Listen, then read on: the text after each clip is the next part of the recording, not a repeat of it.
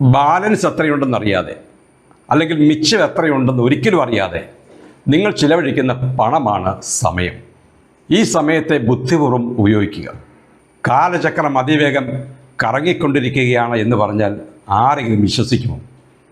പ്രത്യേകിച്ച് ഇന്നത്തെ തലമുറയോട് പറഞ്ഞാലോട്ട് വിശ്വസിക്കാൻ പോകുന്നില്ല. നമ്മൾ സഞ്ചരിച്ചെന്ന വഴിയിലേക്കൊന്ന് തിരിഞ്ഞു നോക്കിക്കേ. എത്ര പെട്ടെന്നാണ് നമ്മൾ ഇത്രയും വളർന്നത് എന്നോർത്ത് അത്ഭുതപ്പെടാറില്ലേ? നമ്മളൊക്കെ മിക്കവാറും പറയാറുണ്ട്, എല്ലാം ഇന്നലെ കഴിഞ്ഞതുപോലെ തോന്നുന്നുവെന്ന്. ബാല്യവും കൗമാരവും യൗവനവും ഒക്കെ കടന്ന് വാർദ്ധക്യത്തിൽ എത്തി നിൽക്കുമ്പോൾ മനസ്സിലൂടെ ഇന്നലകൾ അനുനിമിഷം മിന്നിമായും. പാഴാക്കി കളഞ്ഞ സമയത്തെയും കാലത്തെയും ഓർത്ത് വിഷമിച്ചു പോകും. ഒരിക്കലും തിരിച്ചു വരാത്ത, ആര് വിചാരിച്ചാലും തിരിച്ചു കൊണ്ടുവരാനാവാത്ത ഒന്നാണ് നഷ്ടപ്പെട്ടു പോകുന്ന ഓരോ നിമിഷവും നമ്മൾ ജീവിച്ചു പോയ കാലവും. സമയം അതിനിയും ബാക്കിയുണ്ടല്ലോ എന്നോർത്ത് സമയം വരുന്നതല്ലേ ഉള്ളൂ, അന്നേരം എന്തെങ്കിലുമൊക്കെ ചെയ്യാമെന്ന് നിസാരവൽക്കരിച്ച് ജീവിതത്തിൻ്റെ നല്ല ഭാഗവും നമ്മൾ അറിഞ്ഞോ അറിയാതെയോ ഒക്കെ പാഴാക്കി കളയുകയാണ്. നമ്മുടെ മുന്നിലുള്ള ഓരോ നിമിഷവും ദൈവം നമുക്ക് തരുന്ന ദാനമാണ് എന്ന തിരിച്ചറിവ് ഓരോരുത്തരിലും ഉണ്ടാകും. ഓരോരുത്തരും ജനിച്ച് ജീവിക്കുന്നത് അവരവരുടെ ലക്ഷ്യം പ്രാപിക്കാൻ വേണ്ടിയാണ്.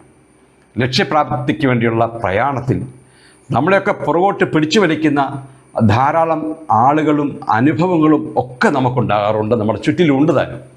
മറ്റൊരാൾക്ക് നന്മ ഉണ്ടാകുന്നത് സഹിക്കാൻ പറ്റാത്ത ഇത്തരം ആൾക്കാരുടെ ഉപദ്രവങ്ങൾ നമ്മളെയൊക്കെ നിസ്സഹായരാക്കും.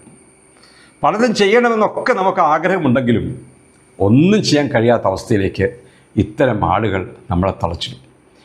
നമ്മുടെ മുന്നിലൂടെ ഒഴുകിപ്പോകുന്നത് നമ്മുടെ മാത്രം സമയവും നമ്മുടെ കാലവുമാണ്. ഇതിനെല്ലാം അതിജീവിക്കാൻ, അവഗണിക്കാൻ നമുക്ക് കഴിയണം. നമ്മൾ ജീവിക്കുന്ന ഈ നിമിഷം പരമാവധി പ്രയോജനപ്പെടുത്താൻ കഴിഞ്ഞാൽ പിന്നീടുള്ള ഓരോ നിമിഷങ്ങളും നമ്മളുടെ മുന്നിൽ കീഴടങ്ങി തരും. വളരെ സൂക്ഷിച്ച് കൈകാര്യം ചെയ്തില്ലെങ്കിൽ നമ്മൾ അറിയാതെ സമയമെന്ന ബാലൻസ് തീർന്നു പോകും എന്നോർക്കുക. ശുഭദിനം.